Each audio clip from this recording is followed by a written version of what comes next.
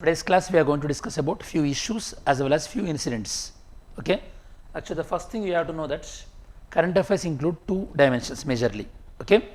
So mainly current affairs includes major two dimensions. Okay.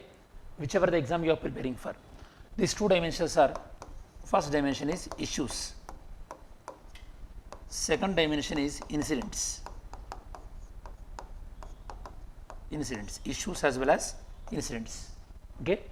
Incidents means obviously these topics are relevant for only few days, 1 day or 2 day. For example, if particular awards been announced or any sports event been conducted, these are only valid for few days, 1 or 2 days. Okay. That means their relevance only for 1 or max 2 days. Okay. For example, any meeting like COP 28 or 27, some meeting place, or Republic Day celebrations, who been invited to India, these are the incidents. Issues. Okay. Issues means these are the ones in news. They are in news for days and months, and they are in news for years also. Okay. For example, Manipur violence, it has been in news for so many months. Okay. Even the Syria refugee crisis, it is in news for so many years. Okay. And Afghanistan peace process in so many years. So in this way, issues. So first, if you want to make your newspaper reading very easy, or else you want to make a good hold on the current affairs, first thing you should be very clear with the issues. Okay. Once you are very clear with the issues, you can read incidents in any magazine. You will easily understand about the incidents, because it require low level of intellectual capacity compared to understanding the issues.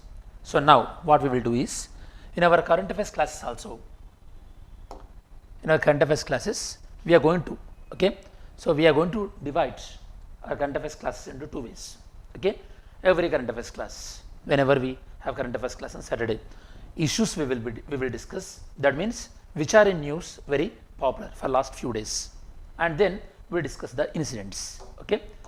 Incident means some of the schemes or some of the meetings been announced, or anything related to like which are in news and which can have impact only for few days.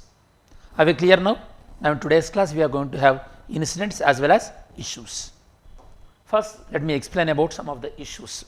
When you are looking at these names, you might have come across these names in last few days or 1 week or more than 1 week, regarding the Uniform Civil Codes, Prime Minister's Narendra Modi visit to Egypt, sedition laws, and the case of governors activism. So in with respect to which state you had about this governors case of activism? Tamil Nadu, where Tamil Nadu governor dismissed minister. Okay. Whether a particular minister can be dismissed by the governor or not, that is a debatable point. Of course, the clarity is governor cannot dismiss the minister unless until chief minister suggested in that way. Okay. So even though constitution is saying that ministers and chief minister is on the pleasure of the governor, pleasure means governor cannot do whatever he likes. Okay. Because the same implies in the president also. When you refer the article 75 clause 2, in article 75 clause 2, President and Council of Ministers are on the pleasure of the President. Sorry, this Prime Minister and Council of Ministers are on the pleasure of the President, you will read under article 75 clause 2. We discuss that popularly known as doctrine of pleasure. We discuss that doctrine of pleasure. So here we discuss doctrine of pleasure. Now first let me explain about one by one. First we will take up the case of Uniform Civil Codes. Then we will move on to the next few topics. Okay. First, let me explain about the Uniform Civil Codes. Okay.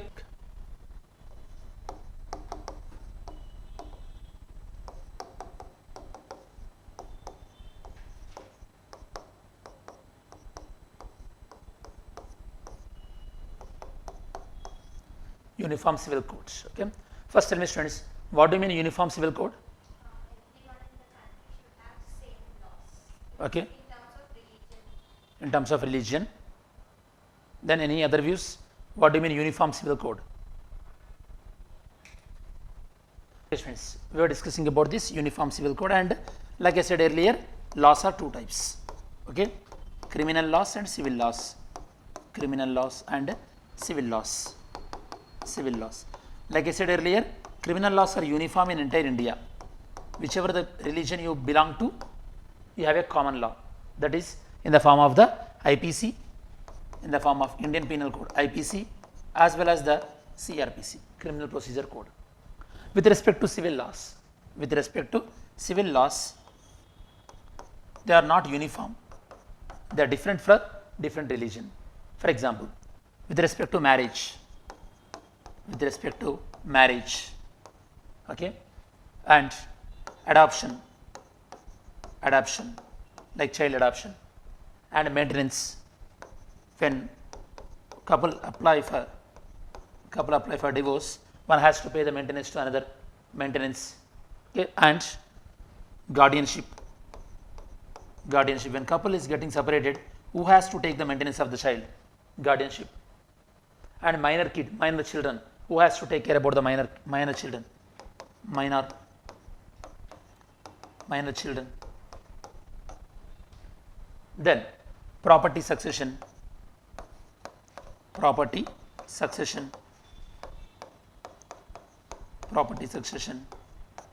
So regarding these, okay, in these areas, different religions are having the different laws.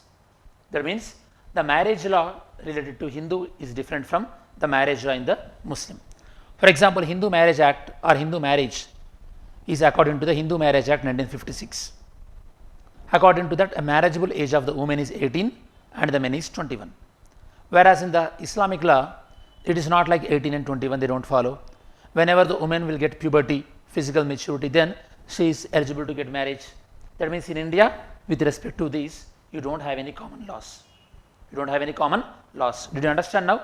Now what we are proposing, that the proposal is, with respect to these things, there must be a common law for all the religion, so that the administration of the justice will be very easy and everyone will get equal protection. For example, previously and now also, when Hindu woman wanted to get divorce, she has to go for court and she has to get the order from the court. Whereas in the Islamic religion, with the help of triple talaq, the divorce is used to be given to women very easily. So women rights being women being unjustified in the Islamic religion. So why that was happening? Because of lack of uniform civil code. Now what I am trying to say is, so uniform civil code, UCC, it offers uniform civil code, it offers common civil laws,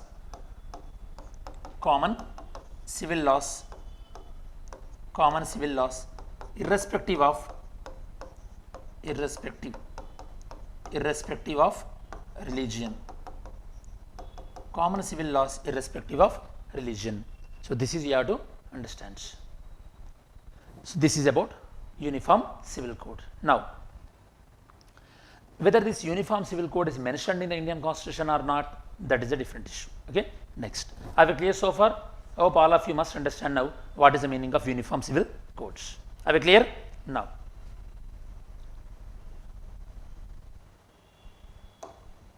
so regarding the uniform civil codes, it is mentioned in Indian Constitution.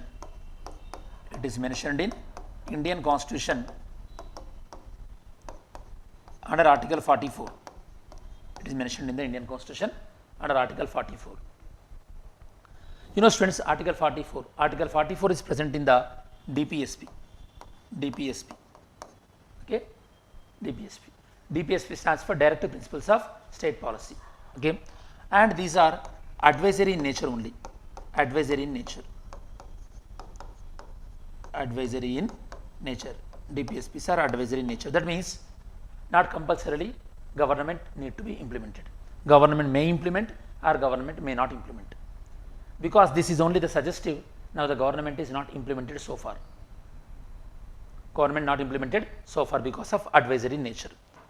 Now recently, Supreme Court asked the central government whether central government is inclined or positive about implementing the uniform civil code or not. Central government said that they are very positive about implementing the uniform civil code. Okay. and even the Law Commission also. Even the Law Commission also observed that. Law Commission also observed that. Okay, favored. Law Commission also favored uniform civil codes. Uniform civil codes. It has been favored by the Law Commission. Law Commission chairman. Okay, previous Law Commission did not favor the uniform civil code. Their opinion is uniform civil code is not required in India. Here you have to understand, people who supporting the uniform civil codes, whoever supporting the uniform civil code, they are supporting because common laws will be there for all the religion, so the administration of justice will be easy, courts can function easily, and in any religion, if someone is not getting justice, then those will get justice now, because now we are going to have a fairness among all the religion. This is the positive side. Negative side is, India is a country with lot of diversity, and state, that means government cannot involve into the personal affairs of the religion. So that is the wrong. So then which approach we should take, whether it is we should go for or not, means obviously B.R. Ambedkar. Okay, B.R. Ambedkar, when we are writing constitution, you know that students, constitution was drafted by the Constituent Assembly. Okay, so B.R. Ambedkar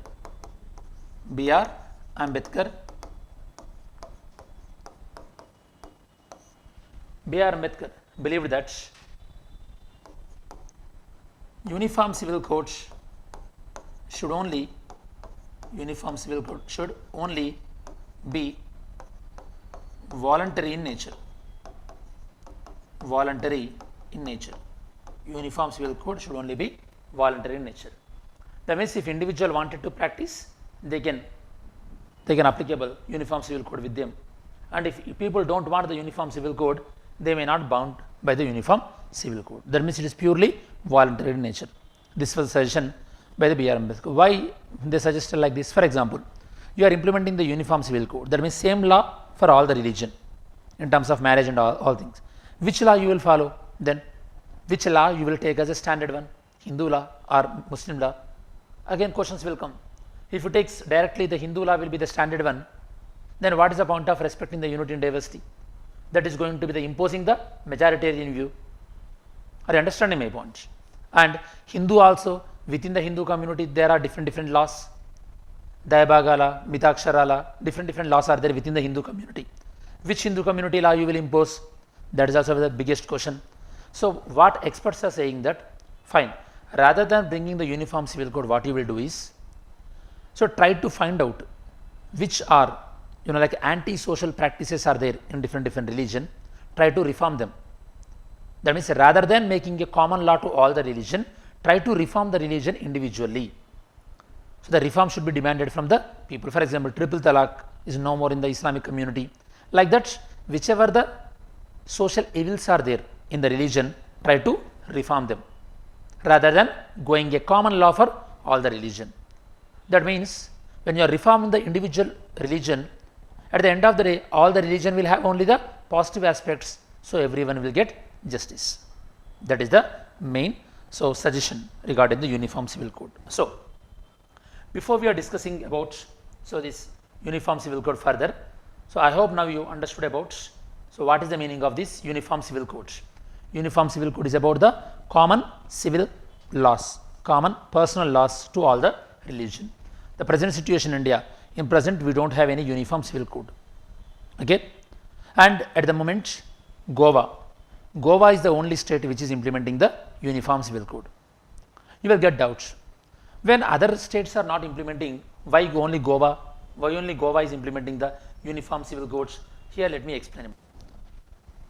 Uniform civil codes, it is implemented only in Goa, but in the rest of the states uniform civil code is not implemented. Why? Because since Goa, students, can you guess when Goa became a part of India? 1947 itself or any other different year? Since when Goa became part of India? 1961. Goa became part of India. That means till 1961, until that time, who ruled Goa? Who rules Portuguese. Portuguese ruled Goa. Okay. So when Portuguese were ruling Goa, they implemented the Uniform Civil Code. Okay. They had common laws for everyone. When they implemented the Uniform Civil Code, that Uniform Civil Code is continued even though the Goa is merged into India. Are understanding? Because Portuguese people started this Uniform Civil Code in Goa, even though the Goa merged into India, the same Uniform Civil Code continued in India. That you have to understand. Goa is the only state with Uniform Civil Code.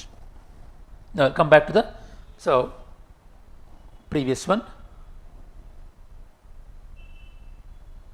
So the present position is only in Goa. Next to constitutional position. Regarding the constitutional position, already I told you which article is supporting the Uniform Civil Code. Article 44 is supporting the Uniform Civil Code. Regarding the Constituent Assembly, we will go to the individual slides also. Just I am giving an overview. So regarding the Constituent Assembly debates, B.R. Ambedkar opinion was the Uniform Civil Code must be only voluntary in nature, because you cannot take which law will be the standard one. Then previous efforts regarding the Uniform Civil Code we will discuss. Already I told you the government of India is favorable for the Uniform Civil Code. And what about the Supreme Court? Supreme Court judgment. You know students, Supreme Court also at certain point of time it favored the Uniform Civil Code in a very different way. That is, if something is a bad law in a religion, that has to be reformed, like I told earlier. Okay. So religion must be reformed, and if when a woman in one religion is getting a good protection, why should not the same protection apply to the woman who is in the other religion? Okay. In that way, Supreme Court given few important judgments. The popular judgment was SBhabano Case. I will tell you what the SBhabano Case stands for. And finally, we will end up with the conclusion, because very frequently here we will come across the word LawCommission. I will tell you what is the composition of the LawCommission. So this is the overview, and this topic is related to your General Studies paper 2, that is government policies and interventions. Government policies and interventions. What you will do is, next time whenever you are coming to the class, try to bring syllabus copy along with you, so that when I say something like here, so you have to refer the syllabus copy and you have to map. By that way, within few weeks you will be very perfect with the syllabus copy. The advantage of being perfect with the syllabus copy is you can get those words in the subconscious mind. When you are reading the newspaper also, you will pick those words, so that you will read the important news easily. Okay. First why it is in news. Like I said earlier students, LawCommission. LawCommission is taking the people opinion regarding the Uniform Civil Code, and recently a Prime Minister's speech also, he mentioned about the Uniform Civil Code in his speech. And whether the central government is favorable or not, yes, union government is also, okay, they are in favor of the Uniform Civil Code. Okay. When I am explaining or when I am writing here, try to understand the keywords. Later this material will be given to you. Next. So this is LawCommission. You know students, first you have to understand what is a LawCommission. That is a major thing.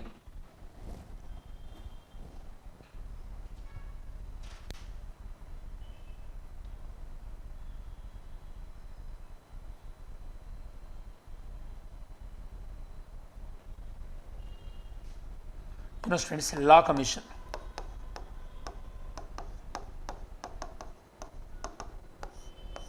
LawCommission. Listen carefully.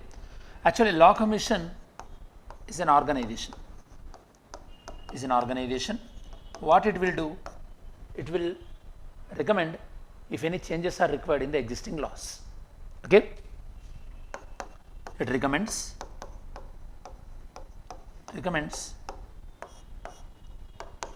any reforms are suggested, reforms in laws, or it also recommends, okay, if government wanted to make new laws, okay, new legislations will be recommended, new legislations,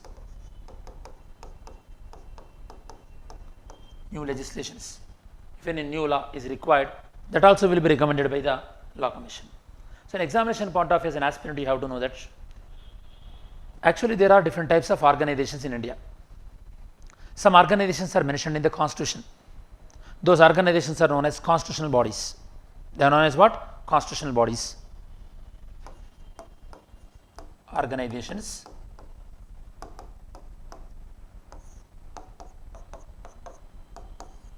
some are mentioned in the constitution. They are known as constitutional bodies. Some are mentioned in the law. Okay, we will make a law to those organizations. They are known as statutory bodies, and some are neither mentioned in the constitution nor any law is also mentioning those organizations. They are known as executive bodies. They are known as executive bodies. Can you tell me any constitutional body? Any organization which is mentioned in the constitution? Finance Commission and CAG, Election Commission. Okay, these are the constitutional bodies. Statutory body, an organization which is established by making a law. Statutory body. National Green Tribunal and NHRC. NHRC, not Niti Aayog, NHRC, National Human Rights Commission, NHRC. So that means try to understand the main idea. The idea is these organizations are established by making a law in the parliament, statutory body. Some organizations, they are not mentioned in the constitution and they are not mentioned in the law also. They are known as executive body. Best example for executive bodies are Niti Aayog, and now whatever we are discussing now, that is the Law Commission. Law Commission is also one of the executive body. Listen students, here the constitutional bodies, they get the highest form of the protection. That means you cannot remove the people very easily here. Next level of protection is to the statutory body, and finally the least level of protection is to the executive bodies. Now why we are discussing this classification? Because now here we are going to learn that Law Commission is an executive body. That means it is not mentioned in the constitution and it is not established by making a law. That you have to understand. Are we clear? Now. And you already know that the functions of the Law Commission. What the Law Commission will do? It will suggest any reforms are required, and if government want to make any law, government will give this Law Commission will give suggestions regarding the particular new laws. Now we will see. It is a non-statutory body. So far, how many Law Commissions we been appointed? So far we appointed 21 Law Commission. Now recently 22nd Law Commission was appointed. 22nd Law Commission was appointed. Who is presiding this Law Commission now? Justice Ritiraj Avasthi. Ritiraj Avasthi was the one who is leading the Law Commission. Here you have to understand, students, what are the qualifications to become the Law Commission chairman, that we will get at the end of this topic. Qualifications required to become the Law Commission chairman, we will discuss. And Law Commission, at the moment in India, now Law Commission is given with two objectives. One is regarding the implementation of the Uniform Civil Code, and the second one is regarding the simultaneous elections. Have you heard about the simultaneous elections? Simultaneous elections means conducting the elections simultaneously for Lok Sabha as well as Assembly. Lok Sabha and Assembly. At present, there is no rule that, for example, Karnataka recently, elections happened in Karnataka recently. But in Karnataka, when the Lok Sabha elections will happen? 2024. In Telangana, Assembly elections are going to be happen in 2023. But Lok Sabha elections will happen in 2024. Rather than that, if you are conducting the Assembly elections and Lok Sabha elections at the same time, that is known as simultaneous elections. Okay. So now Law Commission is going to examine these two issues majorly: simultaneous elections and Uniform Civil Code, students. In prelims, do we get that who is the chairman, like that questions? Not exactly in this way they will ask question. They will ask one of the statement as this way. For example, if they ask you, so following out of the following statements, which one is right regarding the Law Commission? One statement will be the Law Commission is a statutory body. The other commission will be the Law Commission will be appointed by the President. The other one is the President Law Commission chairman, like this. Then in the answers they will ask 1 pair right, 2 pair rights, or 3 pair rights. Is it important to note down those names, sir? Rituraj Avasthi. At least you should be able to recognize this name, because when you keep on knowing this kind of things, then obviously that will make you interest towards learning more. If you stop here itself, then you may not remember who is the World Bank chairman, You may not remember who is the UN Secretary Council, UNO Secretary General. So you will get a habit of neglecting the names. The same negligence will go to the remembering of the king's name when you are talking about in administration and all these things. So this kind of negligence will step into the other areas.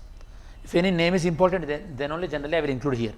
That means you have to at least remember. If you not remember, at least you should identify when given an options. Okay. So in UPSC, it is a mixture of both concept as well as facts. If I ask you, for example, which of the following are true regarding the 42nd Amendment 1976, you have to know about all the factual information regarding the 42nd Amendment. Or as I will ask you questions regarding the national parks, biosphere reserve and all these things. It's purely based on the memory based. So if you remember from now itself, it will be easy. Okay. Then Law Commission, and this what is the Uniform Civil Code? As I mentioned earlier, a common law for all the religions. In matters of what? In matters of marriage, divorce, inheritance, adoption and all these things. If Uniform Civil Code come into the picture, then obviously the individual religious law will be replaced with a common law. Individual laws will be replaced with the common law. At the moment in India, we don't have any Uniform Civil Code. We are having the individual laws for individual religions. That is the reason now it is a very complex mechanism. Separate laws for the separate religions like Hindu, Sikh, Jains, they are having the different religions. Within the religion also, we are having the different laws. For example, if you take the Buddhism, in Buddhism, you have both Hinayana as well as Mahayana. You have the different laws. In Jainism also, like Svetambaras, Digambaras, different traditions they practice.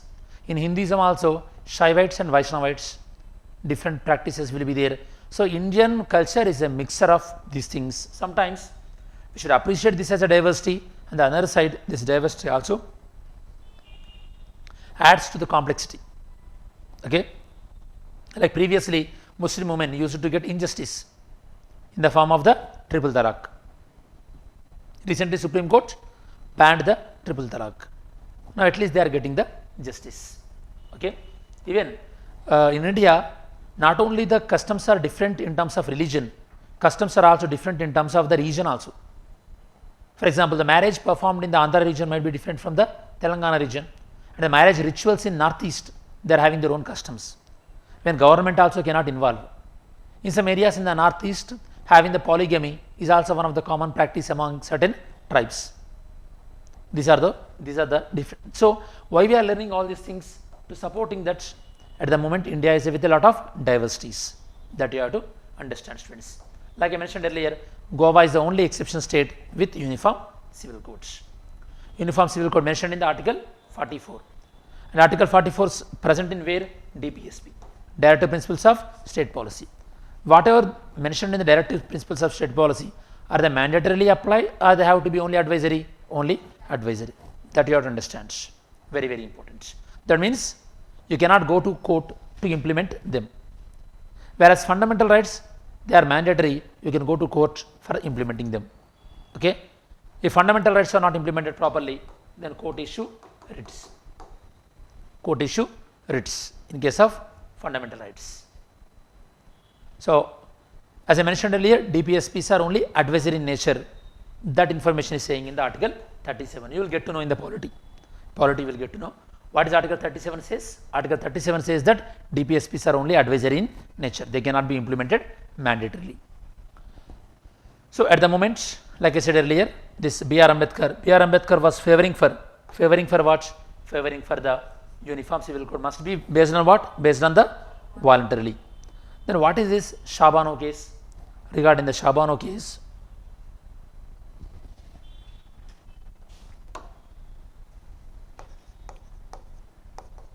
SBhabano case.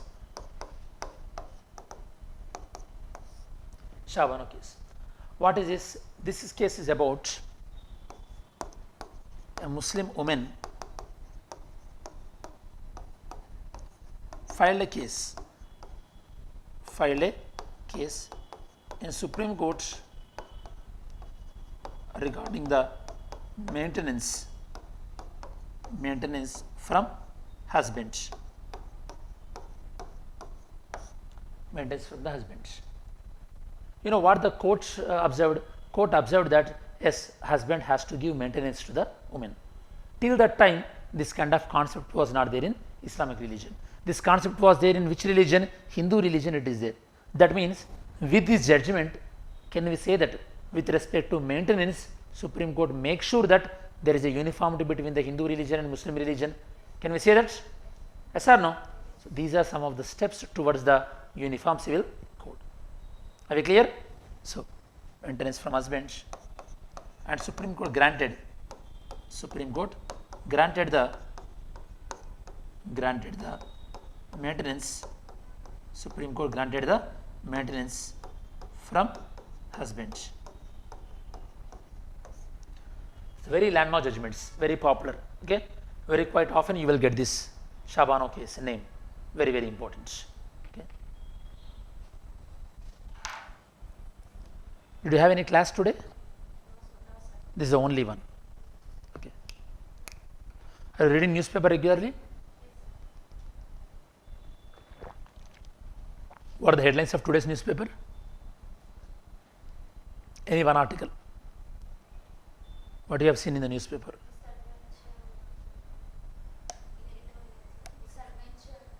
Regarding what? What is the theme?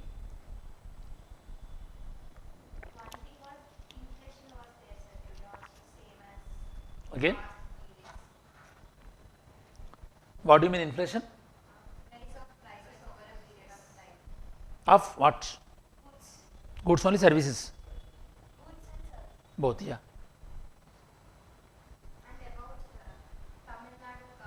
Tamil Nadu, that governor issue. Very good. That I will explain here. You will get an idea. Okay. So what I can suggest to you is try not to miss out the class. Try to maintain the continuity. Okay. Before actually this class used to be, when I used to take the class at some other institution, some of my old students know that the class will be generally with 150, 160, that kind of student strength. In spite of, I am not going there. So when sir asked me when I am taking the class here, means this is for your advantage. Try to use the class for your advantage and try to maintain the consistency. So you will get an idea about all these issues. When you continuously attend this every weekend like this for 6 weekends or 7 weekends or 5 to 6 months, then over the period of time you will see a drastic change in understanding the things. Now whenever you come across the uniform civil code, you will get an idea. Same thing the governor issue also we are going to discuss. Okay. So Supreme Court granted the maintenance to this husband. From husband. Maintenance. Supreme Court granted the maintenance from husband. So that means we can say that the SBhabano case is an effort toward the uniform civil code in terms of the maintenance. That is the reason we are discussing about this SBhabano case, this uniform civil code, students. Okay. Next.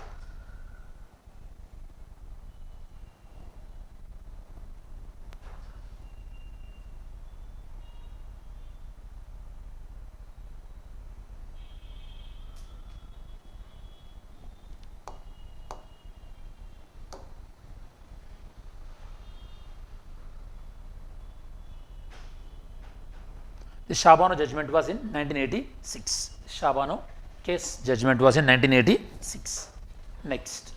Already I told you what this SBhabano case is about. And over the period of time, you know students, even though in India we are not following the uniform civil code, over the period of time we are trying to bring all the religions to the same levels. Okay, that is inherently it is happening. Previously in Christianity also, women rights are not used to be equal like Hindu religion, but now women rights given in the Christianity religion. That means inherently, even though we are not saying that we are implementing the uniform civil code, but still we are trying to bring all the religion on a same levels. Okay.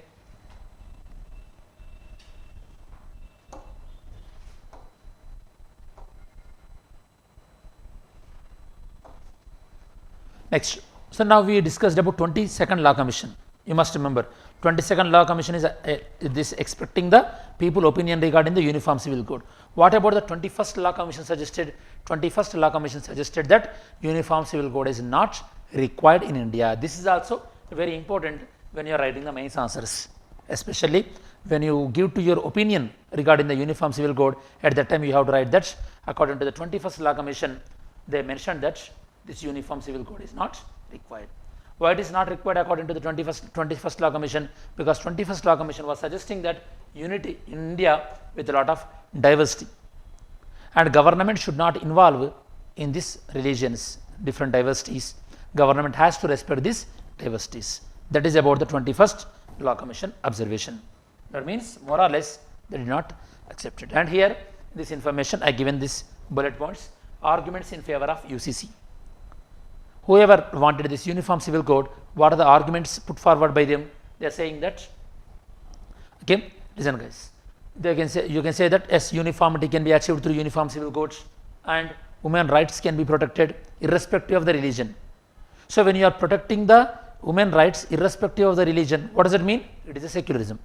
Secularism means what? Irrespective of the religion, you will be treated equally.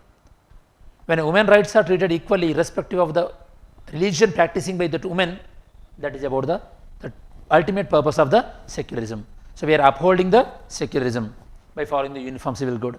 And laws ease of administration, easily can administrate, because if there is a common law for everyone, you can easily, implementation is also very good. For example, if you are a sub inspector, and if Muslim is practicing different personal law and Hindu is practicing different personal law, when they are filing any case, something like, it will be very difficult. District magistrate, they have to deal with different laws.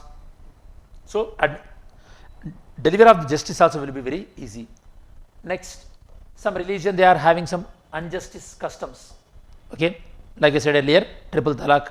Previously in the Hindu religion, sati system used to be there. Okay, this kind of wrong things can be corrected. Next, gender justice, and our constitutional makers. If our Indian constitutional makers would have not required this Article 44, Uniform Civil Code, they would have never mentioned in the Uniform Civil Code. Why they mentioned in the Uniform Civil Code, in the DPSP, they mentioned that it may be the advice. Okay, you can follow whenever the country is ready. That means by following the Uniform Civil Code, we are fulfilling the vision of the makers of the Constitution. Okay. So historically also, all the communities, they are not demanded for the separate laws. That means if you make a common law also, majority of the people are happy. So these are the arguments in favor of the Uniform Civil Codes. Arguments in favor of the Uniform Civil Code. Next we will discuss about arguments against the Uniform Civil Codes. Okay. So when you are in the notes, especially whatever I write here, when I write something, try to note it down. When I explain something also, try to note it down. But this kind of list of things, don't worry, because this PPT will be forwarded to you. Okay, because now your concentration should not be in writing. First listen. So write what you write. When I quote some examples, or when I am writing something here, at that time you will get a time. But list of things, don't be in a rush to write down all that information by that way, because here I am giving the explanation. You will miss out that explanation. You will end up with only these points. So when I am giving some explanation, try to note it down in your own words. That matters a lot. That is actually the running notes. Okay. Next, then global scenario, how the world is responding. In world, whether they are having separate laws for minority. For example, in India, we are allowing the minorities to have their own rights. We are not following the Uniform Civil Code. Whereas in the world, in other countries like Turkey, Egypt, there common laws will be there. That means whether you belong to the majority or minority, if you are a minority, you will not be specially treated. You will be governed by same law according to the majority people. So in majority of the countries, Uniform Civil Code is there. In India only, we not yet implemented. Why? Because we are respecting the minority rights. Okay. You know the students, the interesting thing is the word minority. The word minority is not defined in the Constitution. Okay. Very, very important. The word minority not defined in the Constitution.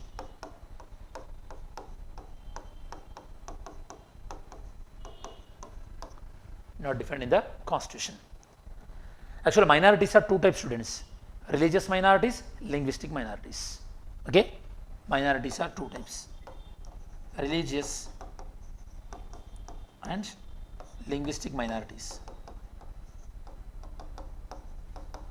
Linguistic minorities. Okay, linguistic minorities rights, Article 29, Article 30. Linguistic minorities and minorities altogether. Minority rights. Article 29, Article 30 of the Indian Constitution. Minority rights. mentioned but not defined. Are you clear? Minorities, cultural rights of minorities, educational rights of minorities, minority word is mentioned, but the minority word is not defined. Mentioning is different from defining. Defining means giving the definition of that. Okay, fine. For example, judicial review. The word judicial review is nowhere mentioned in the Constitution. The word is also not mentioned.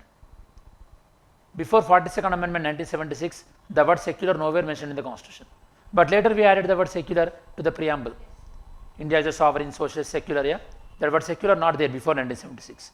So whether the word is there in the Constitution or not, that is important. The words which are present in the Constitution, whether they are defined or not, that you have to know that. So that is in terms of prelims, you have to know that specific details also you have to know. Okay, fine. Argument against. People who are not supporting the Uniform Civil Code. Why they won't support? Because diversity must be respected, and if you are having common law, then multiculturalism will be affected. That means you should allow the different people have their own culture, and sometimes it may lead to communal unrest. If you are not respecting the minority rights, they may lose faith on the government. Communal unrest, it can be happened. That may lead to communalism. Communalism.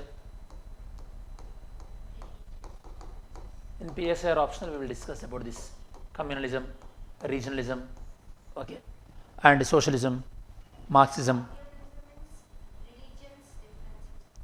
Yes, communalism means adherence, excessively adherence to the some ideology, okay, especially the religious ideology. Excessive adherence to someone's religious ideology, communism. You might have known that communal riots, communal violence. When India Pakistan divided, lot of communal violence was happened in the present day Punjab area and in the present day West Bengal, because there that is the regions where experiencing the partition. Bengal and this present day Bangladesh, at that time East Pakistan, and the Punjab and the other side of the Punjab. These are the two states which experienced a lot of tension. Okay. Some people are saying that northeast states, they are having their own customs. If you implement the Uniform Civil Code, then the customs will be broken. So these are some of the objections regarding the Uniform Civil Code. And in this, we also got the Law Commission. So you must know that Law Commission is a executive body, and it is a not permanent body. That means as soon as the Law Commission given its report, it will get dissolved. Again, new Law Commission will be appointed. Okay. So far, how many Law Commissions been appointed? 23. 22 given the report. 23rd was also appointed. Even I given the name of that committee, chairman also. Then first, after we got independence, when was the first time Law Commission was appointed? 1955. Generally, the duration of the Law Commission 3 years. During the British time also, Law Commission was there. At that time, it was appointed in the 1834, according to the Charter Act 1830. You will get this one, don't worry. In the historical background of Indian Constitution, there is a topic called historical background of Indian Constitution, where you will read about this Act, Charter Act 1833. According to that, this first Law Commission in British time, it was headed by the Macaulay.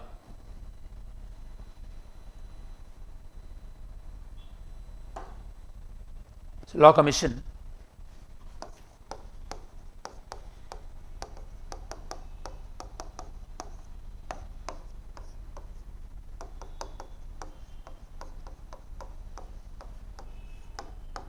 independent India and British time.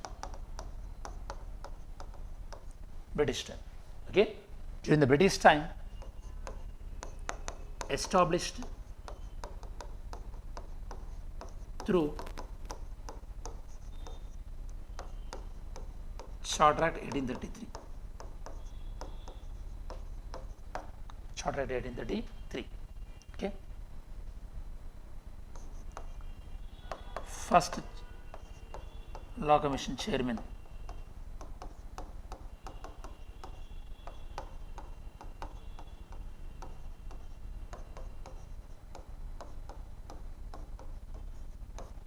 Macaulay. First Law Commission chairman, Macaulay. Whereas independent India,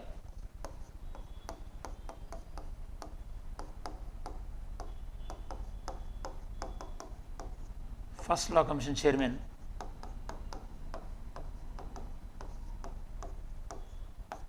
MC Setalvat. MC Setalvat. So tell me students, Law Commission is what type of organization? Constitutional or statutory or executive? Executive body. Temporary or permanent body? Temporary body. Next, composition. Law Commission will consist of one chairman plus 4 full-time members and ex officio members. Ex officio members means because of some position you will be as a member. For example, whoever will be the Vice President of India, they will act as the ex officio chairman of Rajya Sabha. Ex officio means always remember, because of one position you are getting the another position. Are you understanding my point? For example, because you are a principal in the college, automatically you will get the position of the lecturer.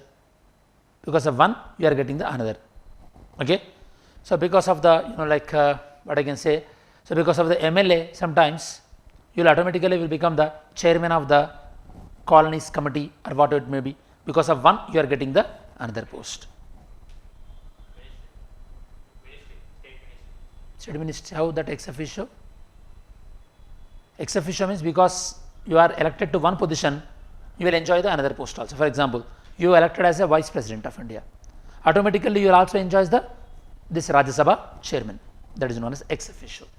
So 4 full-time members and 4 part-time members, then ex officio members. In these full-time members, forget about these full-time members and all these things. The only thing you have to remember here, who will be the Law Commission chairman? Retired Supreme Court judge or the Chief Justice of any High Court. Retired Supreme Court judge or Chief Justice of any High Court. This will be the Law Commission chairman, students. Objectives already we covered, and what is the way forward? The way forward is about, so rather than this uniform civil code, we should reform the individual religions, and the demand for the uniform civil code must come from the people. So this is about the uniform civil codes. So what we discussed here in this video, in this particular topic, we discussed about why uniform civil code, what is the uniform civil code, and so in which state uniform civil code is there, and what is the Law Commission, and what are the different types of organization I explained, and Law Commission, Independent India, British India, and even I explained about what are the personal laws,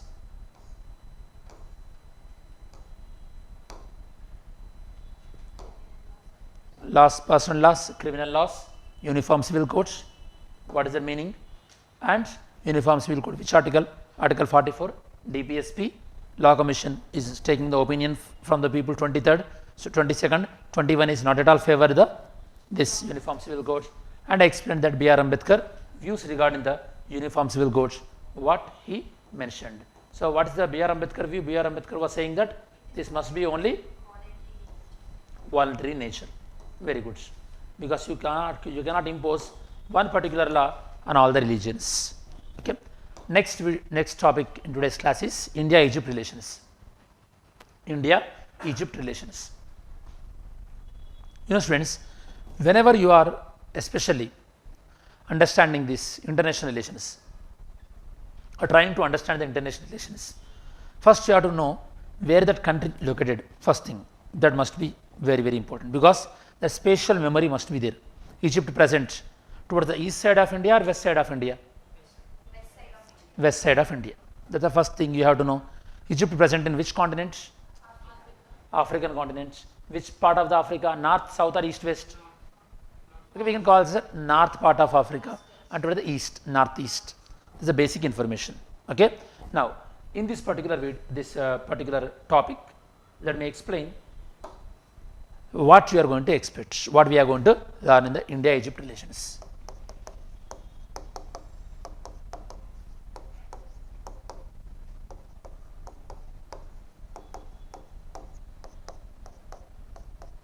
India-Egypt relations. Okay. First, you have to know that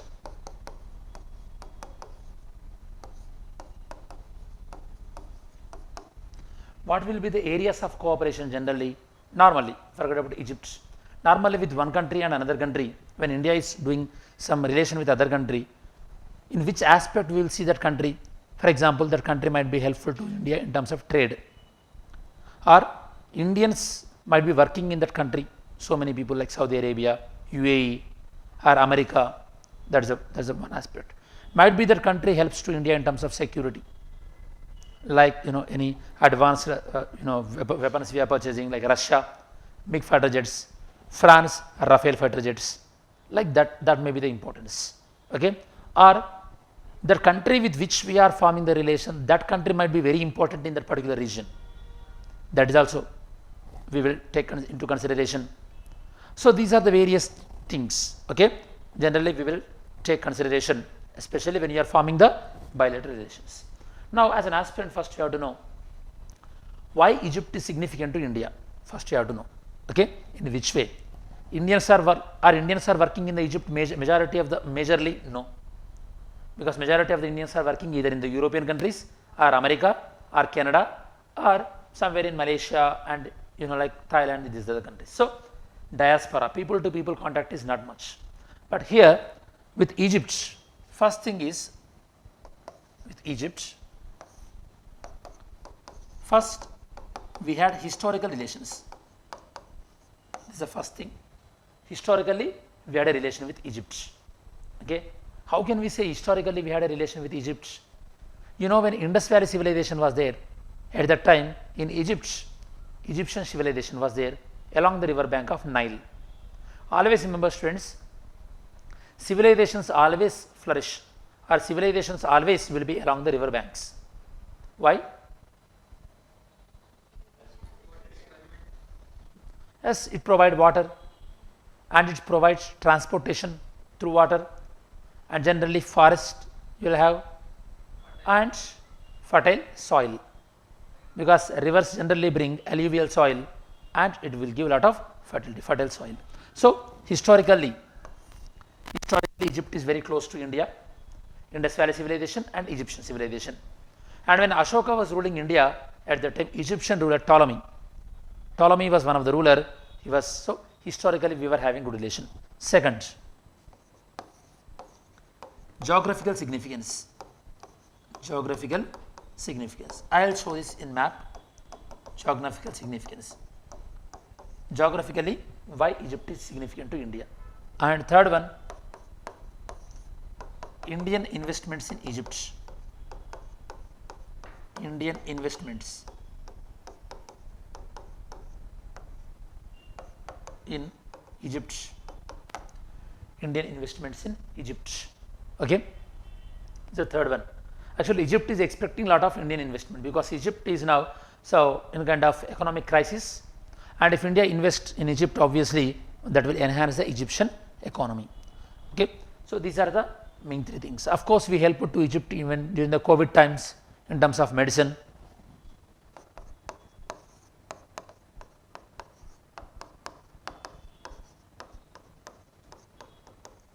Cooperation during the COVID times, and even we helped to Egypt in terms of wheat exports. Okay, actually Egypt depends on wheat, especially on Russia and Ukraine. But now the Russia-Ukraine war is going on, so that they are not getting adequate wheat from the Russia and Ukraine. Okay, to overcome that, they requested India's help, and India exported wheat to Egypt. Okay, and Egypt interested in defense purchases from India. Okay, they want to buy some defense related things from India, especially the Tejas fighter jets, Tejas light combat aircraft, these are the ones. Okay, so now before you are entering into the particular topic, now you know that why the significance, why Egypt is significant to India and why India is significant to Egypt. So this is the first idea you must have. When you formulate this kind of idea, then it will be very easy to understand. Are we clear now?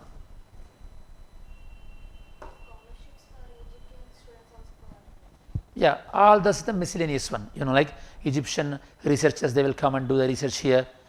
Student exchange programs will be there. and Maulana Abdul Kalam Azad University is there. There we are offering the scholarship or fellowship program to Egypt students. That is the so miscellaneous things that will come there. And with Egypt, even with Egypt we had even one more common interest historically. Historically with Egypt we started one program also, NAM, non-alignment movement. Non-alignment movement, that was also started by the Egypt and India, and some other countries also joined. Non-alignment movement, you will get it, okay, with the course of time. Non-alignment movement is very simple, students. When India got independence, the entire world divided into two groups. Entire world divided into two groups, socialist country and the capitalist country. India did not join either in the socialist country or capitalist country. So India did not subscribe to any ideology. That is nothing but known as non-alignment. You are not aligned to any group. So this non-alignment norm, it was proposed by India, Indonesia,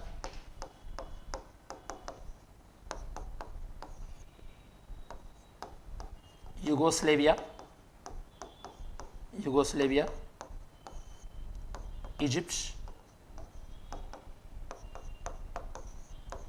Ghana. These are the countries. These are the founding members of the norm. That means from then on, then itself India and Egypt we used to have a great relations. Are we clear about this? So this is the first thing you have to understand. And now, just now I mentioned that geographical significance. First we will try to understand why Egypt is geographically significant to India. Are we clear so far? So this is the basic ideologies you should touch upon regarding the India-Egypt relations. See, if you look at the map here, you can find Egypt here. Primarily, try to understand Egypt. Egypt is having the border with the Mediterranean Sea, and Egypt is also having the border with the Red Sea. Apart from this, it is having border with other countries like Sudan and Libya. These are the other countries. So the thing is a Red Sea as well as a Mediterranean Sea. Okay, this is the Red Sea and Mediterranean. This is the magnified version of this. This is the in the world. This is the magnified one. So the Red Sea, okay.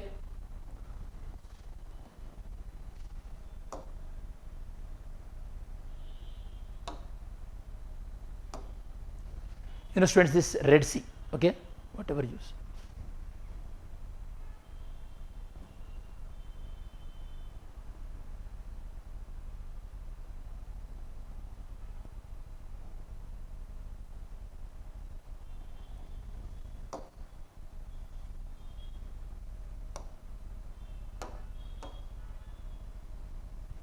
Okay, students, here find Red Sea.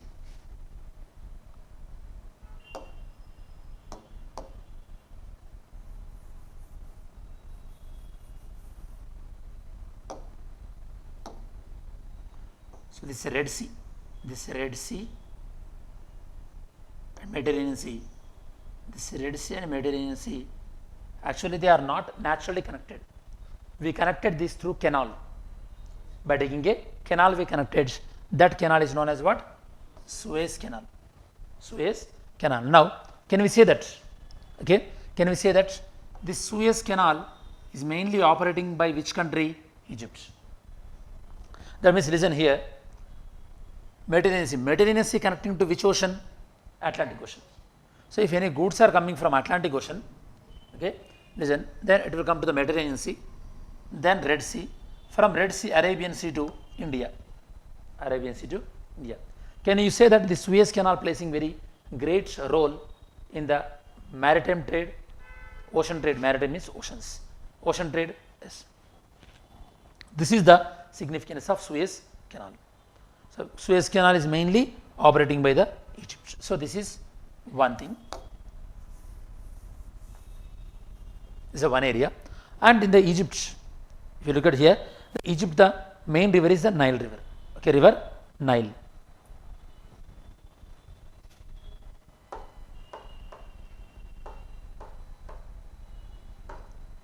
Yes, here Red Sea to Mediterranean Sea, and the canal is Suez Canal.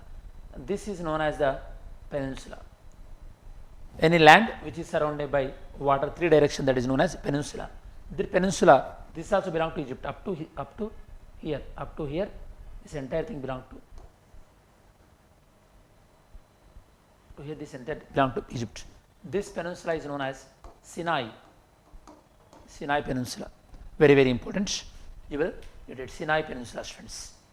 Now, if you look at the world map, students, see here the Mumbai, okay, India to UK or Europe. So, initially you have to go through Africa. It was around the 12,000 miles. But after the Suez Canal being dug, then obviously the distance reduced to almost half. This was built, the Suez Canal was made in 1850s. 1850s it was made, the Suez Canal. At that time Indian Viceroy was Dalhousie. Dalhousie was there between 1848 to 1856. During that time Suez Canal was constructed. Now, after understanding now this, can you appreciate that having relation with the Egypt is very good for the maritime trade? Yes or no? Yes.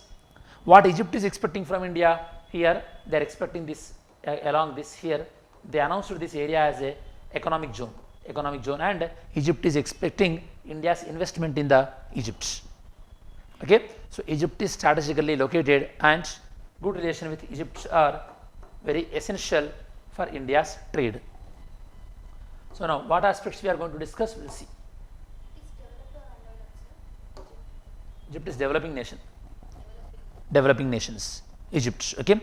In Africa, only few developing countries are the northern part of Africa, top northern countries, Egypt, Morocco, Libya, Libya, these are the countries, they are developing countries, this Egypt. Rest of the Africa is underdeveloped country.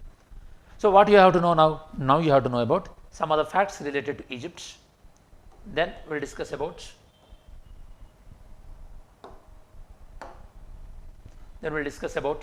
India-Egypt relations.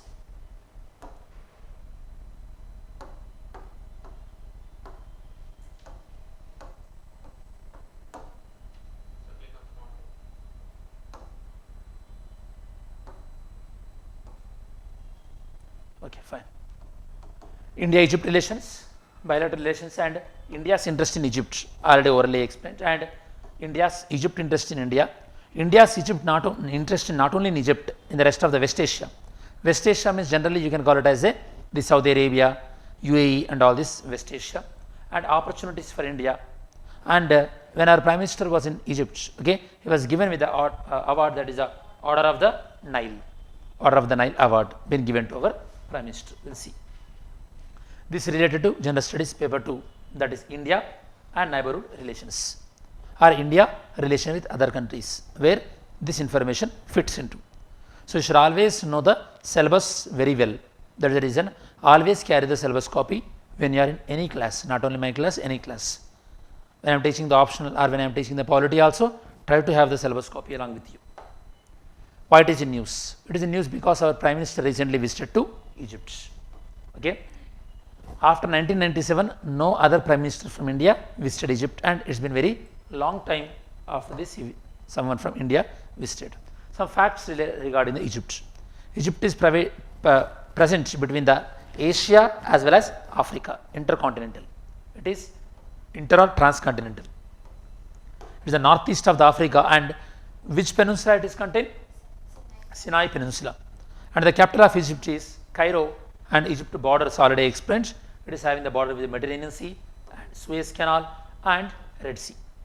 Countries wise, Libya and Palestine. Palestine is towards the Sinai Peninsula. If you go further from the Sinai Peninsula, you will have Palestine and Israel and some other countries. With these countries also, Egypt is having the border, but not land border, but with the maritime border. That means with water. For example, with Sri Lanka, do you have the land border or maritime border? Maritime border. With the water border. Whereas with Pakistan, land border. That you have to know, students. It got independence in 1922, and language they mainly speaks Arabic language, and the major river in Egypt is river Nile. It contributes a lot. it contributes a lot to this Egypt. Okay. Next, Suez Canal. Like I said earlier, Suez Canal is an artificial canal which connects the Red Sea as well as the Mediterranean Sea. Because of this, the distance from the Asia to Europe, it will reduce a lot. It is one of the very heavily used maritime trade, sea trades. India-Egypt relations. So, India-Egypt relations, it went back way back to the civilization time.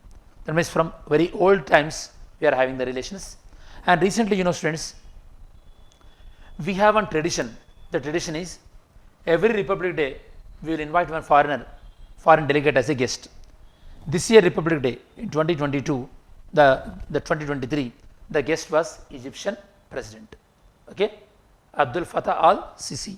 Okay, Abdul Fattah al-Sisi was the chief guest. And this year we are also hosting the G20 also in India. G20. Egypt is the chief guest nation of G20.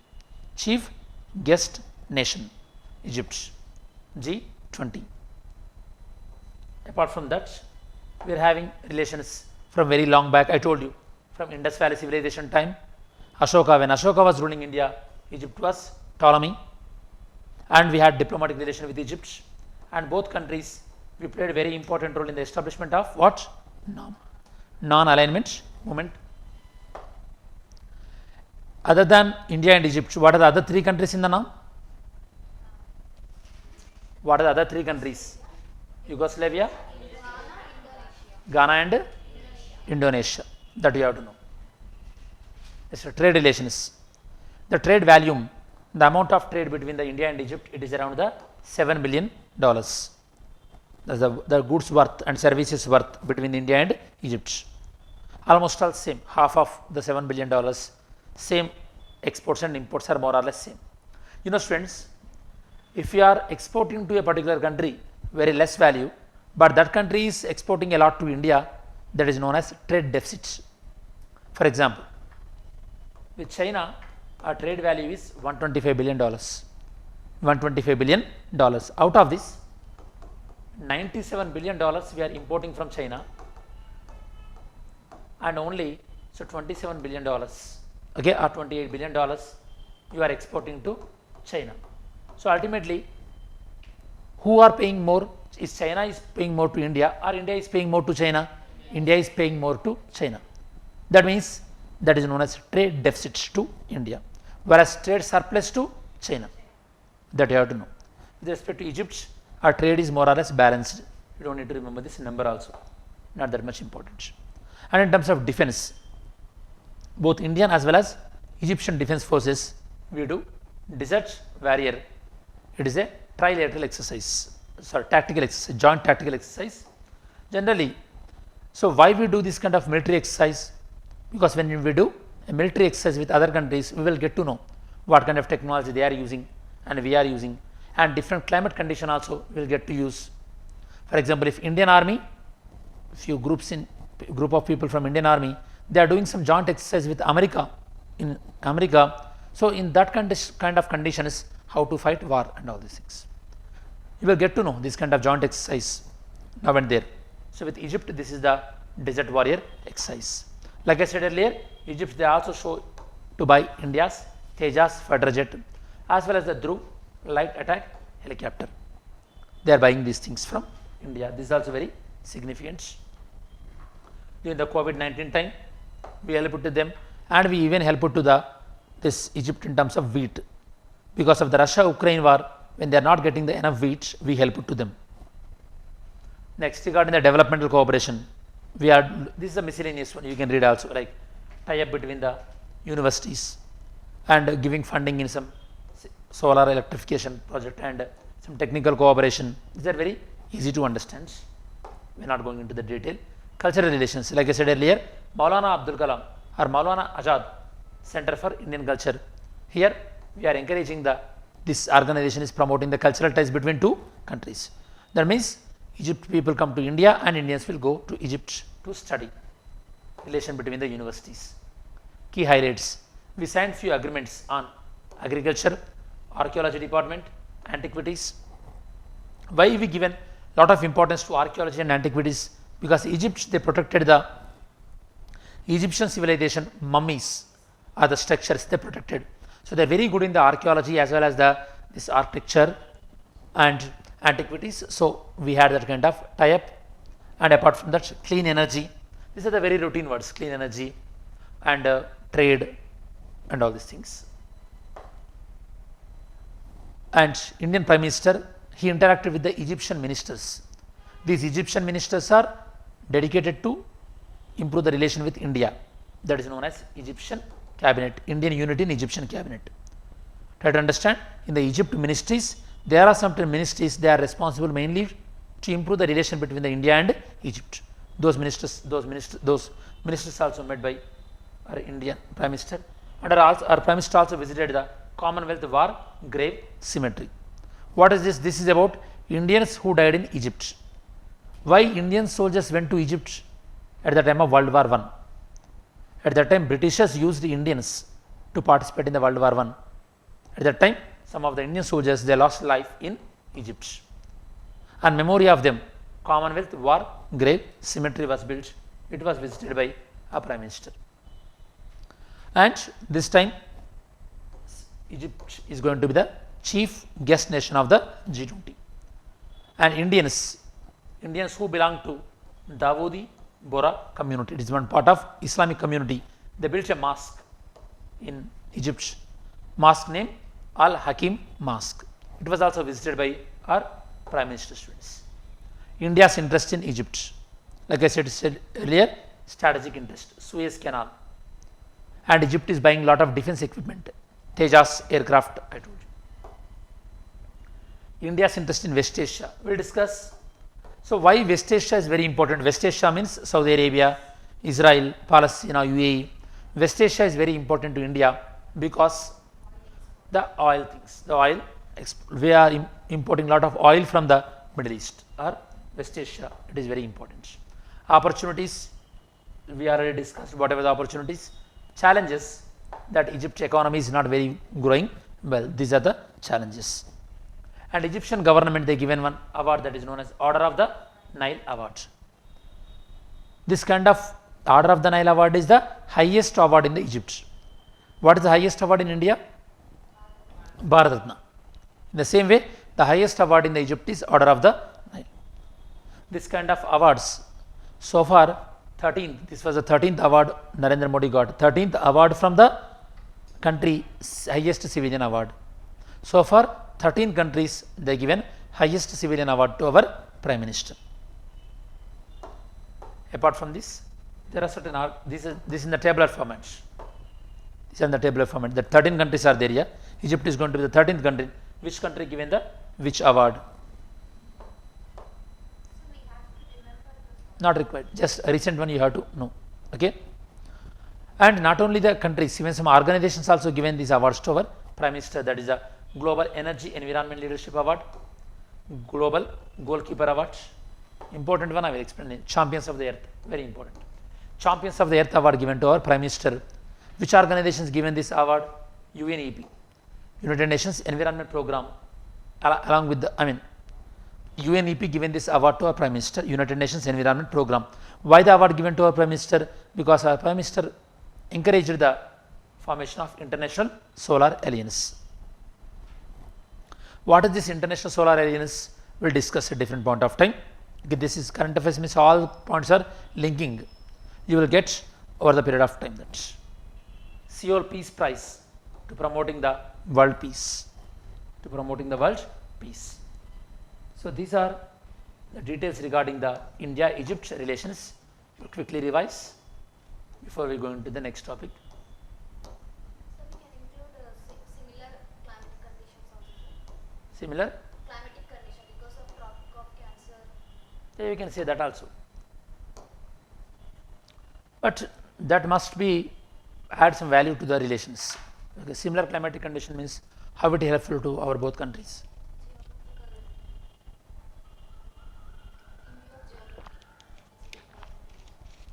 But in which way it helps? Like Indian crops can be grown then. Generally, similar climatic conditions, that helps only to understand about the things which are related to climate. For example, if you want to do research in crops, then already the agriculture cooperation can be promoted, like you said, one of the MOU on the agriculture. Why? Because you are having the similar climatic conditions. In that way it is helpful. So now before we end up this India-Egypt relations, these are the things we discussed, key areas historically and non-alignment movement, which countries are there, and we discussed about the geographical significance, Suez Canal. Suez Canal is connecting which two water bodies? Red Sea and Mediterranean Sea. And what is the name of the peninsula which is present on the right side of the Suez Canal? Sinai Peninsula. Okay. India's investment in Egypt and COVID time, and wheat exports we are sending to Egypt because Egypt is not getting enough wheat due to the Russia-Ukraine crisis, and Egypt interested in the defense purchases. These are the ones we discussed.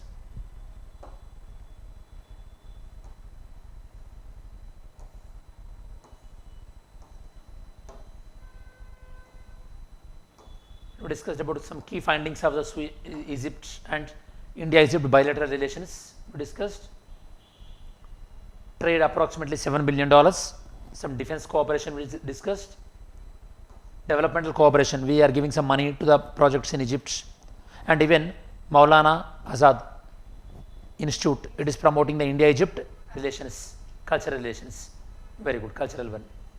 Next, Egypt is going to be the chief guest nation to G20. And Egyptian president this year, he was invited in the Republic Day chief guest. Yes, we proposed that some African countries also should be in the G20. Okay, and that is a long way because it has to be. So some other countries, rest of the countries also, they have to be accepted regarding that. Those are the proposals. We supported that because now Africa is not properly represented in the G20. We are proposing that it should be more. So this is about the India-Egypt relations, friends. So far we discussed about two topics. What are the two topics? One is the Uniform Civil Code, the other one is the India-Egypt relations. Now we are going to discuss about the sedition. Okay, sedition. Here we are going to discuss about why it is in news, historical background of the sedition, what is sedition, LawCommission opinion on the sedition law, LawCommission of India. See, already I explained LawCommission of India in the first. This is how topics will be repeated. So then your current affairs knowledge over the period of time, it will be cumulative. For the period of time, you will read less content because majority of the content will be repeated. Arguments for sedition law, against sedition law, and what other countries are practicing regarding the sedition, and what is the way forward. First here you have to know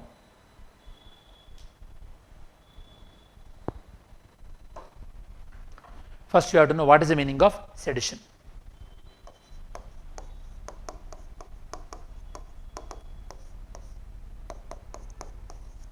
Tell me, students, what do you mean sedition?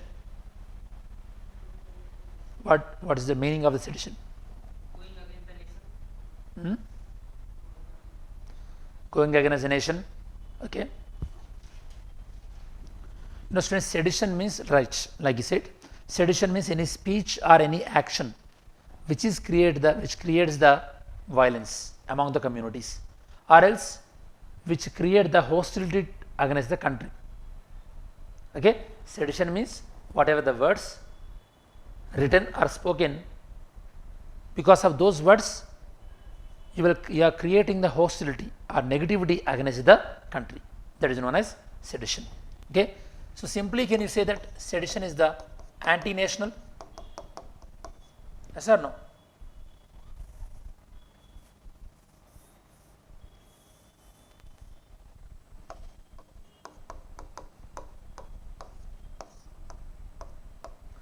Anti-national, sedition. Okay. Actually, the sedition concept, it was introduced by Britishers when they were ruling India. If any Indian speaks against the British government, they used to arrest Indians under the sedition. Okay. At the moment, sedition implementation. Sedition implementation is stopped. at the moment, because of the Supreme Court orders, now government is not arresting anyone under the sedition. Why? Because you are already some other alternative laws are there. You are not necessary to go for the sedition law, because sedition is completely a colonial time. It was not our idea. That is the reason so many people they are suggesting that when you are having alternative laws to punish these people, why the sedition? So sedition must be repealed. That is what some people are arguing for. But anyhow, Supreme Court stopped governments arresting people on sedition laws. The sedition is completely illegally arresting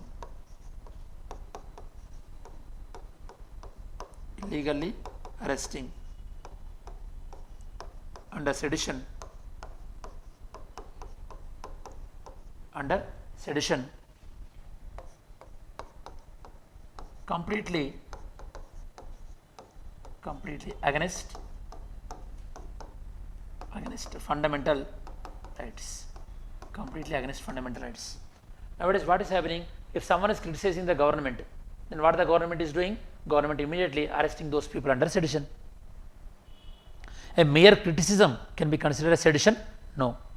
But still the law is being violated, being misused. Okay, governments are unable to tolerate people who are questioning them. So sedition law is clearly being misused by the government. That is the reason, to stop the misuse, people are demanding that the sedition law must not be there. So sedition is nothing but a person who speaks against the king. Now we don't have that kind of king and all these concepts here. It's not necessarily. So now regarding this, we'll see. Okay, why we are discussing in today's class, what is the context. After that, rest of the information you can easily understand. First, the concept is the Law Commission chairman. Already you know that the Law Commission chairman Rituraj Avasthi arguing that sedition law is necessary, whereas Supreme Court is saying that stop the sedition. If you are carefully thinking that uniform civil code and sedition, he wanted the sedition to be continued, that means more or less the present Law Commission, the chairman of the Law Commission, his views are aligning with the present government.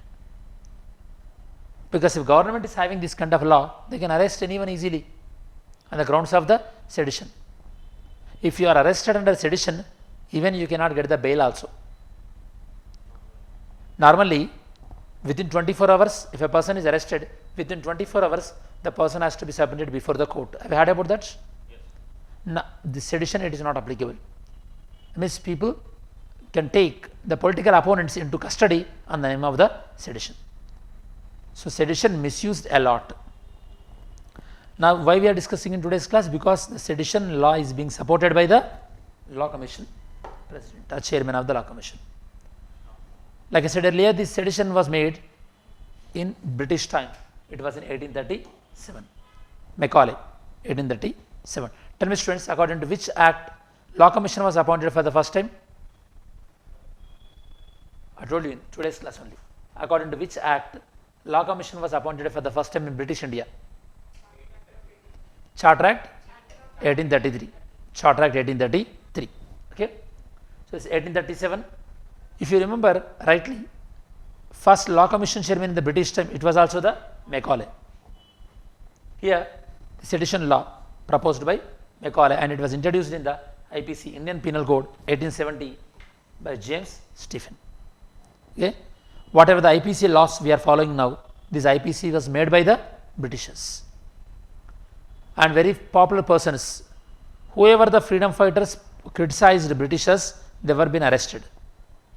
Such prominent personalities who arrested under sedition law, they were Bal Gangadhar Tilak, Mahatma Gandhi, Bhagat Singh, Jawaharlal Nehru, and all these things. Okay. So their comments I included here. It is the next importance. But by arresting these people under sedition, what British government tried to achieve? British government tried to stifle, tried to lower the noise of the Indians who are fighting against the British. And the first case against Jogendra Chandra Bose. These are very important in terms of your history prelims especially. The highest punishment is imprisonment for life or death penalty But nowadays we are not going into that much punishment. Why the government is still using this means, if you are arrested in a sedition, first thing, immediately you don't need to introduce before the court. Second thing, you will not get bail. In this way, government will harass whoever question the government. Of course, whether you will be released by the court lately, but meanwhile, whatever the damage supposed to be happen to you, it will be done. That is, okay. How many of you are from Andhra Pradesh here? Anyone? 1, 2, 3, 4, 5. Okay. So in Andhra Pradesh, what happened? So this Narsapuram, which district? Narsapuram in Andhra Pradesh. Narsapuram. You don't know? East Godavari district. Okay. Narsapuram MP. Okay. Raghuram Raju is a Narsapuram MP. He frequently criticized the government. When he visited to Hyderabad, okay, his native place, Andhra Pradesh government sent police and arrested him under the sedition law. He was speaking against the government. Okay. That means, can we say that the law was misused? Yes or no? Because the mere criticism of the government, it is not amounted to this much action. Because everyone has a right to criticize. Okay. The criticizing the government policy is not individually. If someone criticized individually, you can go for the defamation case on them. But they misused the sedition law and the person was being arrested and he was in the police custody for like 1 week or 10 days. During that, whatever the damage is supposed to get, personal damage, police interrogation, everything he got. His rights been violated. So what I am trying to say is, there should not be like too much powers with the state. If there too many powers are given to the state, state will become the monarchic nature. State will act arbitrarily. That arbitrariness should not be there. That is the reason courts are there to control the government to act within the limits. So the concept of sedition is all about the like waging war or waging violence against the state. This sedition is under IPC, under Indian Penal Code. This sedition comes under Article 1, section.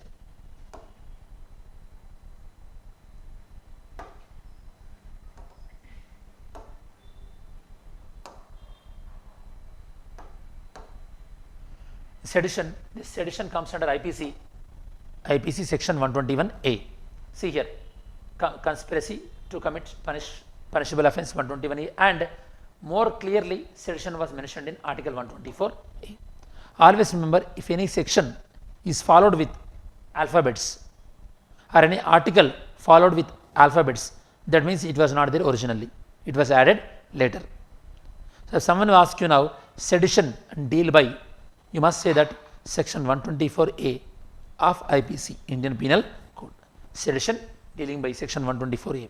This table actually include all the activities which are against the state. If you are interested enough, you can read later. But now, for time's sake, now you have to understand sedition, section 124A.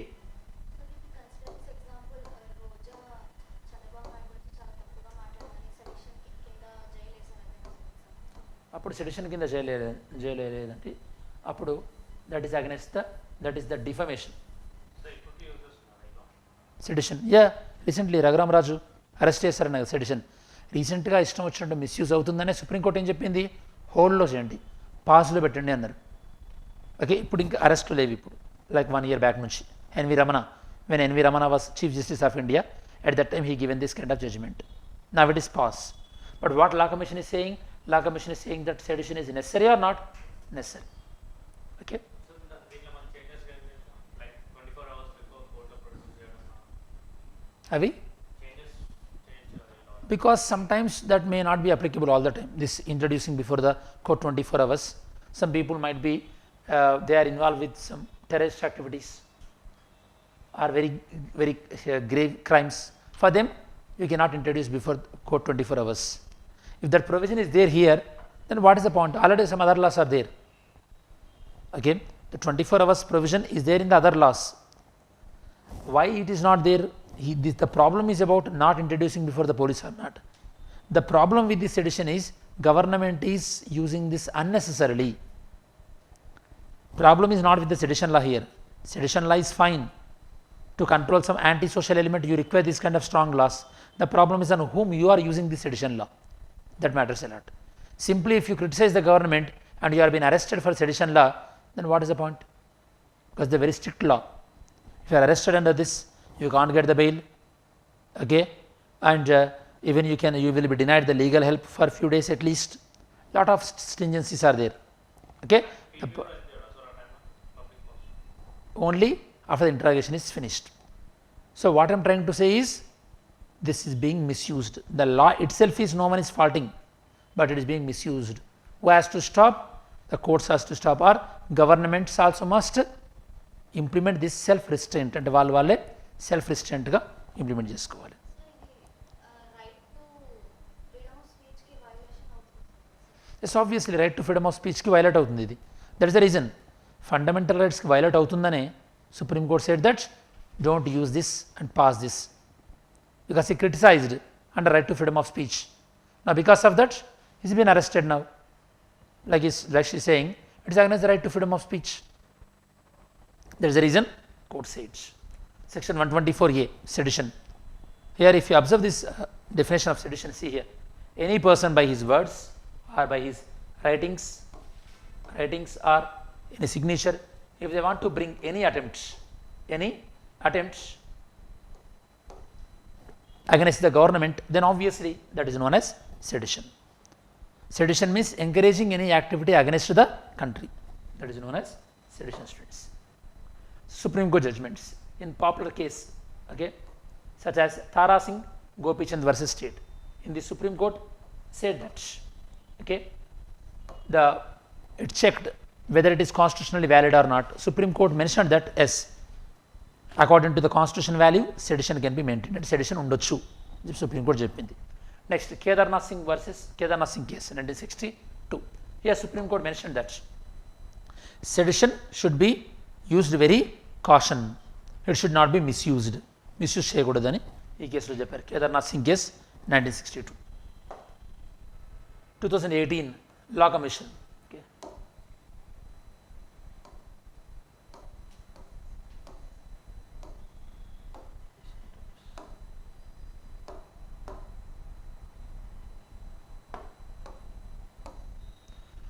2018 regarding the Law Commission. Law Commission opinion that, okay, so this sedition, it should be invoked only in the extreme condition. If someone is trying to overthrow the government in collapse చేద్దాం అనుకున్నప్పుడు, or if someone is gravely causing the law and order issue, in those conditions only you should use. Okay, it should not be used in other condition. And whether the sedition is suitable to use or not, or we should consider to replace the word sedition, because sedition is all about doing activity against the king. Now the king, queens, now we are not having. So Law Commission suggested that we should look for any other options also. We should replace the word, the sedition word. That is also their suggestion.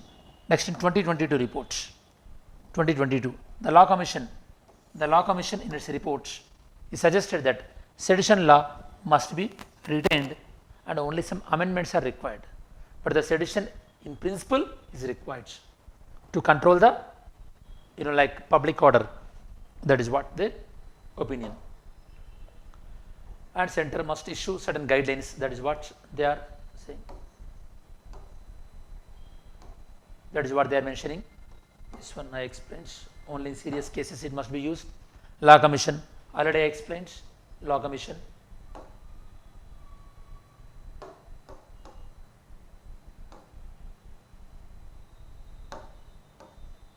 Regarding the Law Commission, I explained.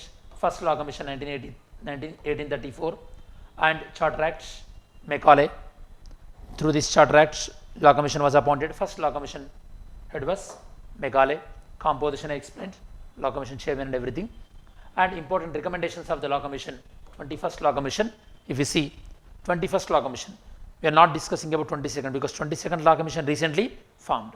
21st Law Commission suggested that death penalty should be abolished. They suggested death penalty should be abolished. Only in the terrorism related cases death penalty should be used. And they also suggested the simultaneous elections. Just now I told you students, simultaneous elections means having elections same time at both assembly as well as Lok Sabha, రెండింటి కలిపి ఒకేసారి elections. Now in some states it is not there now. Okay. And they also recommended certain modification in the CRPC, and they also said that uniform civil code is not necessary.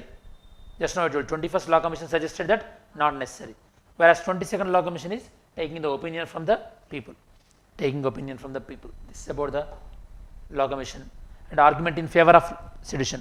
Whoever wanted the sedition, what is their main demands? Anti-social elements are there. You have to control, and you have to control the terrorism related activities, obviously. And India is having lot of disturbance, Maoist and all these things. You have to control. For that you have to need a very strong laws. That is about the India's version. Argument against. Whoever saying that this is not.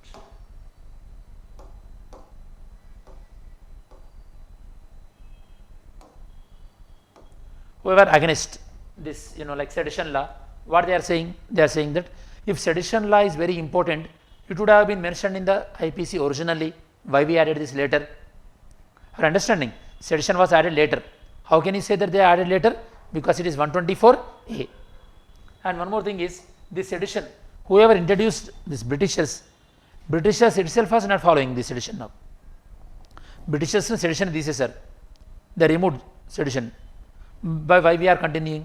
And sedition is completely against this individual liberties.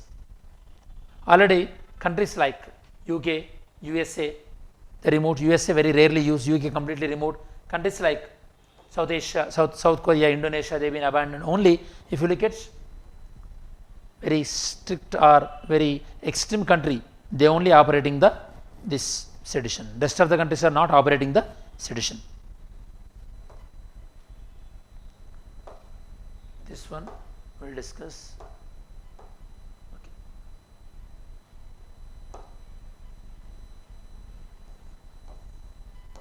Okay, friends, regarding the sedition, first we'll revise quickly. So we started with the sedition. What is the sedition in generally? It is anti-national. It may be in the form of words, or it may be through the writings, or it may be through the symbols and all these things. Sedition is present in which? Whether it is present in the Constitution or IPC? IPC, not in the Constitution. Which section deals with the sedition? 124A. IPC 124A. Next.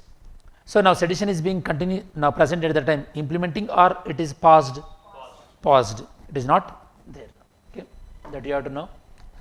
Then Law Commission is suggesting that sedition must be continued or discontinued? Continued. That you have to know. And it was some prominent persons of Indian national movement, they were being arrested under sedition.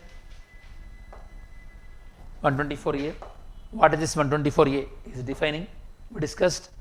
And in various Supreme Court judgment, very popular judgment is about the Kedarnath Singh case. Kedarnath Singh case, Supreme Court opinion that Supreme Court observed that the sedition must be used very cautiously. It must be used very extreme condition. When someone is completely uprooting the government, when someone is encouraging the others to fight against the government of India, in that condition only use this. For a very petty cases, very small things, don't use the sedition. That is what Government of India observation. 2018, very serious cases, like I said earlier. 2022 Law Commission said that some amendments need to be there. Even Law Commission also mentioned that the word sedition must be replaced with some other words. That has to be considered. And we discussed about Law Commission of India and arguments in favor of this sedition, and arguments against the sedition, and some international laws. International level, how different countries are following regarding the sedition, like Egypt, Saudi Arabia. So only that extremist countries are following the sedition. Okay, and some which countries like UK, who introduced the sedition into India, they themselves abandoned this theory, not following the sedition. Even USA, they are using very rarely, and countries like South Korea, Indonesia also, almost all, they are not using. This is regarding the sedition. Now what you will do is go through all these three topics what I explained to you. Go through the topics. If you have any doubts, ask me.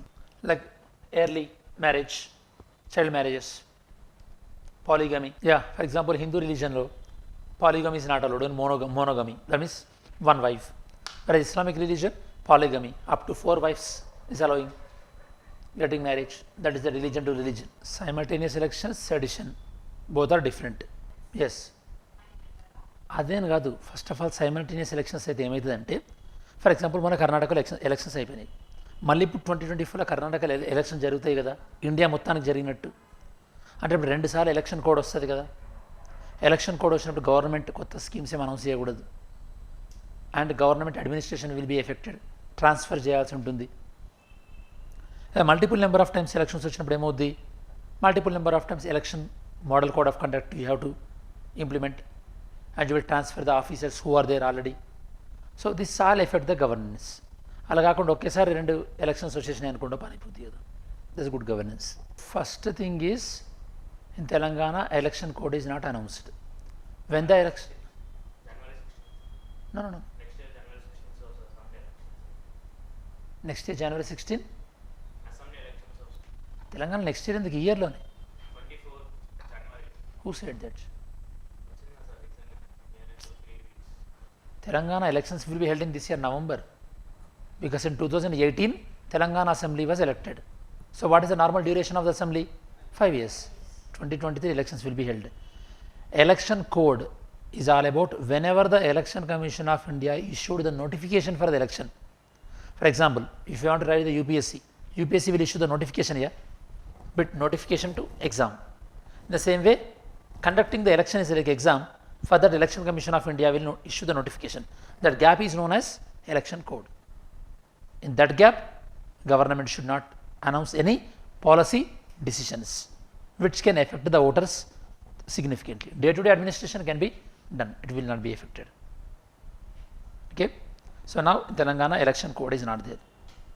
Election code is all about the time duration between election notification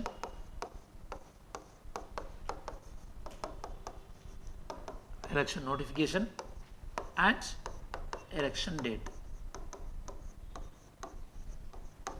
This is the time where the model code of conduct is implemented. Model code of conduct means do's and don'ts. Generally, major policy decisions, major schemes and will not be there, will not be so announced. Model code of conduct.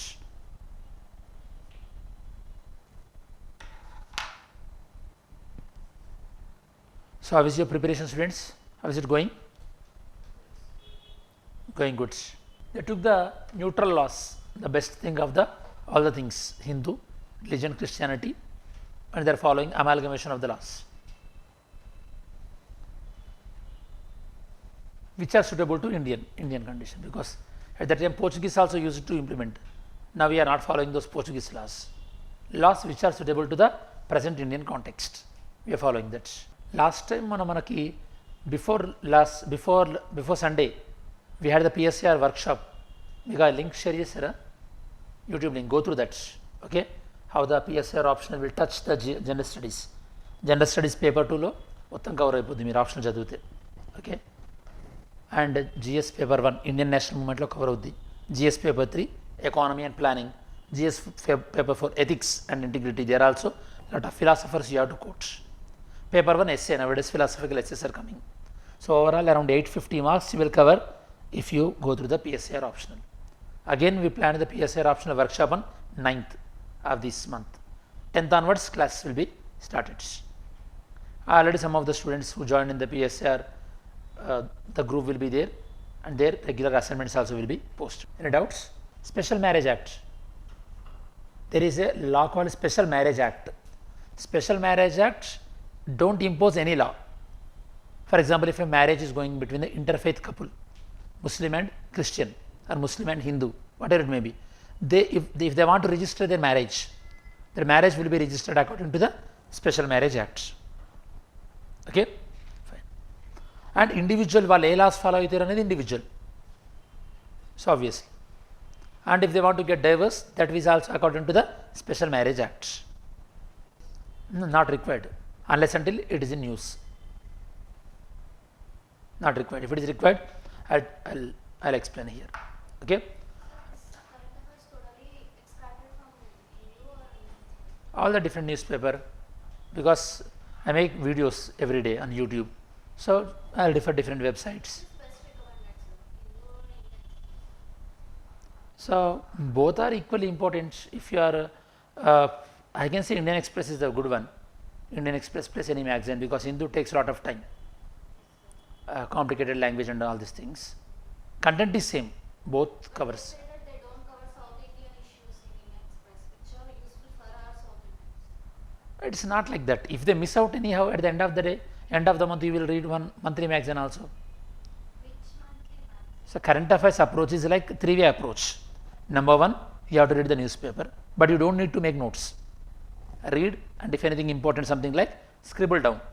Very important, then only write it down on the paper. First stage. Second one is, anyhow, we are providing the content. If you are able to understand Telugu or English, then YouTube video every day I will make one video. Majority of the people know that. Okay, I will share in my Telegram channel.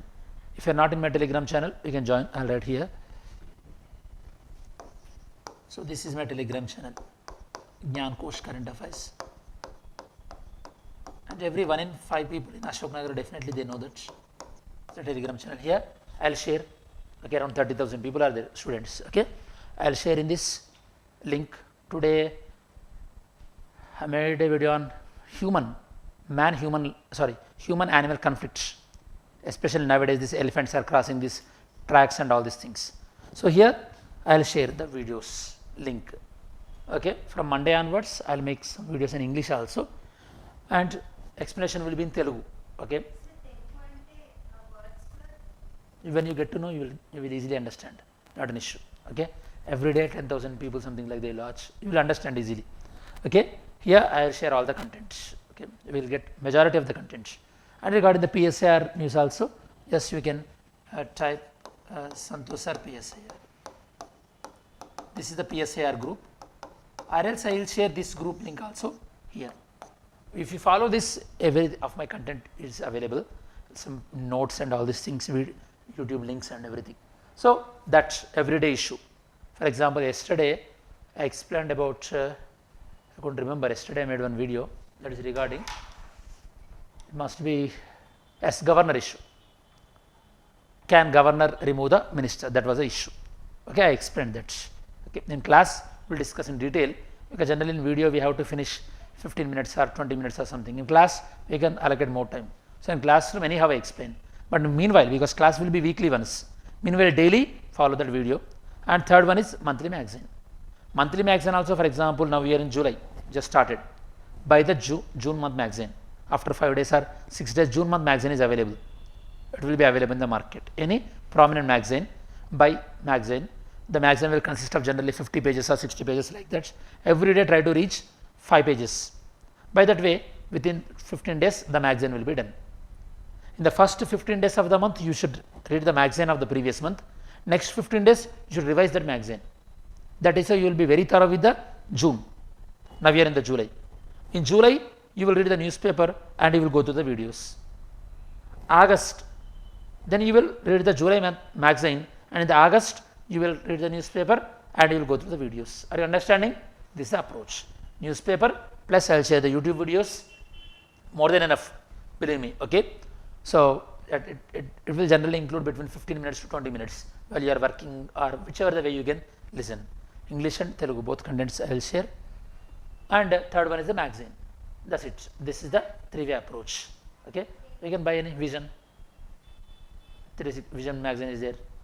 So yes, that's a good one in terms of magazine thing. So this is how you have to approach the current affairs, and regularity. Because majority of the times prelims is getting dominated by current affairs. Mains also, in your answers, you have to very dynamic when you are writing the answer writing. So incorporate that one. Are we clear about this? So no need to make notes on every newspaper. No, it kills a lot of time. Read first. In case if you want to make sometimes you will get deviated when you are reading. At that time, try to scribble down. You don't need to note down first. Read Egypt-India relations. Keep an atlas beside you. Okay, Egypt ikkada unda, ee countries unnai. Fine, chadivaru. Egypt relations. ఏమన్నా important ఉంటే కనుక మీకు Egypt అనేది ఆఫ్రికాలో ఉంది, Suez canal ఉంది ఇక్కడ, అన్నిట్లో కూడా సింపుల్గా నోట్స్ రాసుకుంటారు. అది ఇష్యూ. ఓకే, ఇష్యూ ఏది ఇన్సిడెంట్ ఏది అని మీకు ఎలా తెలియాలంటే I will explain. Issues are the one, 3 issues I explained. Detailedly I give the notes also here. Whereas incident, for example, ee award ochindi lebode, so like any incident, any event happened, or some invention happened, that one just you read and leave, because at the end of the day in magazine you will get covered. So initial ga meeru newspaper ardham chesukoni try cheyandi. Ardham chesukodam, the understanding as well as writing, if you take both at simultaneously, it will take lot of time. It will kill your confidence also. When newspaper is taking 2 hours and 3 hours of time, then how you will prepare the rest of the subject? You should not get into that level. So read, and one more thing is, every day in my Telegram channel around by 9 AM I'll keep one post, that is what you have to read from that day. Hindu especially, national, international, SNT, the division will be there. Simply you can read those articles. Yes, based on, it will be based on daily edition. Okay, but content will be the same. Okay, for example, in national, if they given any oil seed policy, then national issue oil seed policy is there. So if you search that oil seed policy, it will be reflected in the Delhi and Hyderabad. Mainly it will be the Hyderabad, but in case any issue covered in Delhi, not covered in Hyderabad, in that condition also will be there, but predominantly Hyderabad only. Anything else? Read very well. Okay, and if you have any doubts, get back to me. And next Saturday again we will have class. Okay, Sunday PSAR orientation class will be there. Clear? Thank you.